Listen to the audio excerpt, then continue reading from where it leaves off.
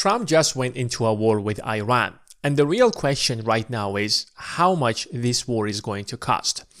This war is going to be so expensive that it's going to drag the United States into a financial crisis that is going to be way worse than the 1929 financial crash.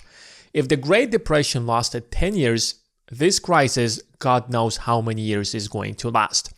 And to find out how much in total this war is going to cost, all we have to do is just go back to the Iraq war. In total, the United States spent about $3 trillion to wage the Iraq war.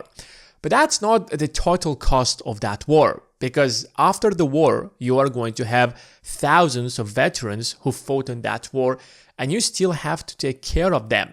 So the United States is still spending millions of dollars, not millions, but rather billions of dollars, even though that the war has been over for many, many years. And unlike all other wars that the United States has fought in its entire history, the Iraq war was entirely funded with debt. The United States did not use any taxpayers' money, but rather it borrowed money.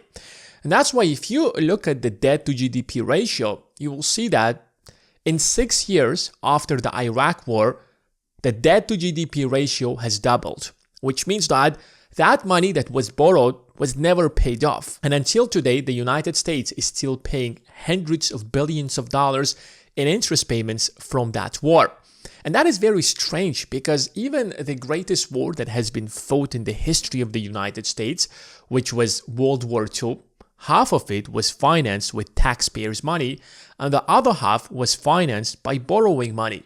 But the Iraq war, for some reason, was entirely funded with debt, which means that if we actually include all the money that the United States has spent because of that war, it is far more than $3 trillion because the government is still paying hundreds of billions of dollars every single year just because it borrowed that money back in the days.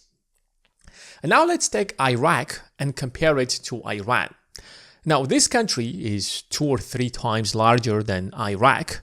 This country has 2 or 3 times the population of Iraq. And unlike Iraq, that was literally a flat desert, Iran is a mountainous country, which means that invading that country is going to be a lot more expensive. I'm not even talking about the lives that will be lost. All I'm talking about is the financial cost on the United States. So if the Iraq war, according to the least estimates, cost the United States $3 trillion, you can confidently say that this war is going to cost at least double that amount. And you also have to factor in inflation. So for a fact, the final price tag is going to be anything between $6 to $10 trillion. And now you have to take a look at the US national debt and you have to ask yourself a question. Can the United States afford an extra $6 to $10 trillion to start another major war against a country that is 3 times larger than a war that cost the United States $3 trillion? I am against all wars, regardless of the war. And I'm not gonna talk in this video about the moral justification because we talk about investments, we talk about finance, and we want to explore this from the financial perspective. Another major cost that is going to be for this war is that Iran is one of the largest exporters of oil, and it stands right in the Strait of Hormuz, where 1/3 of the global oil moves. So if they're going to block that strait, oil prices are instantly going to skyrocket.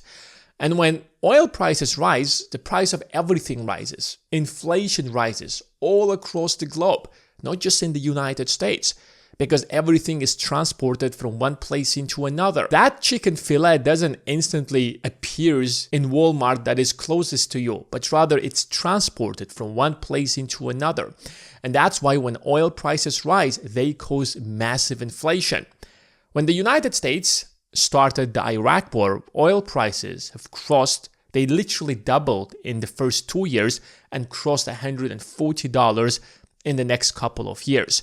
So if oil prices double within a year or two because of this war, and then they cross $200 because Iran has a much bigger ability to close the supply of oil to the rest of the world, just imagine how much in total it is going to cost the United States of America. When inflation rises, for whatever reason that is, the Federal Reserve on the other side will not have the ability to lower down prices. We just thought that the Supreme Court have shut down Trump's tariffs and there is a window to lower down interest rates, and finally Americans will enjoy the lower cost of borrowing. But if this is going to happen, then forget about lower interest rates. Unless Kevin Warsh is going to be a yes man and he will be lowering interest rates regardless of what happens in the economy. Now, the final question is, who exactly is going to fund this war? Do you think the US government right now will raise taxes to fund this war? Well, of course not. Now, last year, the government has raised about $5.2 or $5.3 trillion from taxes. That's a lot of money, and that should be enough to launch any kind of war, even a war that is on scale of World War II. But the problem is that if you look at the total spending on the other side, it is way more than the government has raised from taxes. The government last year spent over $7 trillion. So in total, the government had about $1.7 to $1.8 trillion deficit. And $1 trillion of that were just the interest payments because the government has not paid off its debts over the last how many years the government has been borrowing money, including the $3 trillion that the government has borrowed to launch the Iraq war. So you can easily assume that this war will also be completely financed by raising money, by borrowing money and growing the national debt. Now, as of the time that I'm recording this video, the total debt to GDP ratio is 125% if you include both the public debt and the intragovernmental debt. If you add another $6 trillion within the next 2 to 3 years, it is easily going to grow the US national debt to about 150% debt to GDP ratio. Now, at that rate, interest rates are not coming down anytime soon. Assuming that interest rates will be the same as they are, or maybe even slightly higher because there is going to be so much chaos and not much capital will be flowing to the United States, not much demand is going to be for the US debt, so interest rates for the US debt could be slightly higher. The government will be paying about $2 trillion in interest payments in the next 2 to 3 years. So if you want to know the final price tag that is going to cost the United States of America for this war, it is every single year to pay an extra $1 trillion in interest payments. Now, something like that was expected to happen anyways, but that would have happened 20 or 30 years from now. The United States still had a window of opportunity to gradually devalue the dollar and fix the debt to GDP ratio. But with this, it is going to accelerate it, which means that in 2 to 3 years, a third of all government spending could literally just go into interest payments. So the government is receiving about $5.3 trillion in taxes. In 2 to 3 years, that number could rise to almost $6 trillion. So you're spending $2 trillion in interest payments and you're not even making $6 trillion from taxes. Do you see the financial catastrophe that the government is facing? So any small even increase in interest rates is going to cost the government extra hundreds of billions of dollars, potentially even trillions of dollars. So if you want to look at the final cost of the war with Iran, it's not just about the $6 trillion that the government is going to spend, but rather it is going to accelerate the interest payments to $2 or $3 trillion. And because the government has already made it clear, these are not my words, this is what the Fed said, that paying off the US debt is impossible for the US government. The only way to move forward is for the United States to maintain the interest payments on its debt. And if these interest payments are going to spike by an extra $1 trillion, ask yourself, do you want to pay an extra $1 trillion for God knows how many years, or I would be more precise here, for how many decades in interest payments just because of this war? And that is the final price tag for the United States. There might not be many things that you can do, but what you can do for a fact is to protect your money. Because when interest payments rise so much, it means that more printing of money is coming by the US government, or to be more precise, by the Federal Reserve. So the devaluation of the dollar is most likely going to be a lot faster than we have imagined. We thought that there might be another 10 to 20 years left, but it seems like that is going to happen a lot sooner.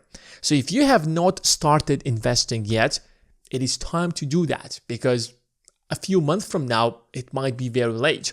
Or maybe a few weeks from now, it is going to be a lot late. So if you have not started, start investing. Buy assets that appreciate in value regardless of the value of the dollar. Every time the government or the Fed prints money, the value of these assets rise. If you have real estate, good for you. If you have invested in gold, that is fantastic. If you hold the S&P 500, you are doing the right thing. And if you have not started investing yet, then check out the Investing Academy, where you will get a step-by-step instruction on how to start investing and what exactly you should be buying right now. Even if you're an investor and you want to know which stocks you should be focusing and which assets you should be buying right now, then check out the Investing Academy. The link is going to be in the description.